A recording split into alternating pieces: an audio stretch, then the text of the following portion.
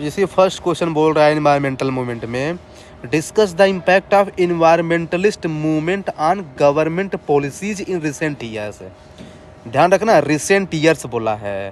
तो देखिए इसका इंट्रोडक्शन सिंपल सा आप ये ले सकते हैं कि क्या है कि to ensure the balance between development and environment है।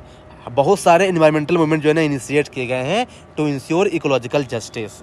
फिर लिखिए उसका इम्पैक्ट क्या पड़ता है गवर्नमेंट पॉलिसी पे, तो इसमें स्टार्ट कर दीजिए वही पॉलिसी इम्पैक्ट में इन्वायरमेंट इम्पैक्ट असेसमेंट इसी के थ्रू आया। फिर लिख दीजिए प्रिकॉशनरी मेजर्स में डिल दीजिए पॉल्यूटर पे प्रिंसिपल्स आया, रेगुलेटरी बॉडीज बनी गई, वो सीपी बन गया, सेंट्रल पोल्यूशन कंट्रोल बोर्ड है ना। आपने कंपा फंड बताया वो भी आप इसमें ऐड कर सकते हैं।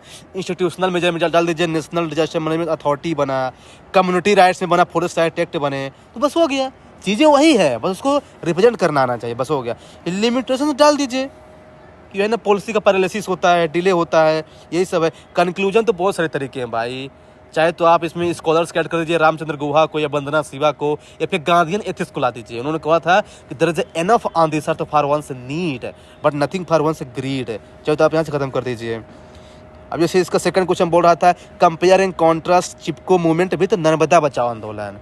अब वैसे बोलोगे शौक हो जाएगा कि कैसे लिखे हैं, नहीं, क्या है सिंपल से है ना, आराम से लिखिए कि बहुत सारे मूवमेंट इनिशिएट किए गए हैं, उनमें से दो मूवमेंट ये हैं, चिपको मूवमेंट और नर्मदा बचाओ आंदोलन। फिर हो गया, कंपोनेंट्स बना लीजिए और एक एक करके लिखने चाहिए। पहले लिखिए क्या है कि चिपको मूवमेंट का पर्पस क्या है, कंजर्वेशन ऑफ फॉरेस्ट है, लेकिन नर्मदा बचाओ आंदोलन का फोकस क्या है, क्या डिस्प्लेसमेंट ऑफ पीपल को रोकना है।